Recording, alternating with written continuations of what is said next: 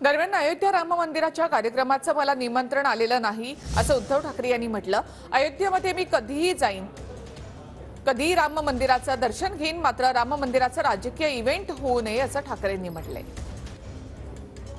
माझ्याकडे निमंत्रण अजून आलेलं नाही, पण एक सांगतो तुम्हाला, अयोध्येमध्ये राम मंदिर होणं ही आनंदाचीच गोष्ट आहे आणि त्याच्यासाठी शिवसेनेने सुद्धा खूप मोठा लढा संघर्ष हा केलेला आहे। अयोध्येत मी कधी जाईन, कधी राम मंदिराचं रामलल्लाचं दर्शन घेईन।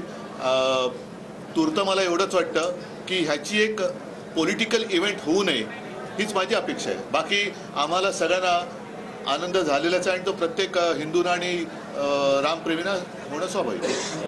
श्रद्धेचा हा उत्सव आहे आणि म्हणून या श्रद्धोत्सवामध्ये, या आनंदोत्सवामध्ये सर्वांना सहभागी केलं पाहिजे ही भूमिका आमची आहे।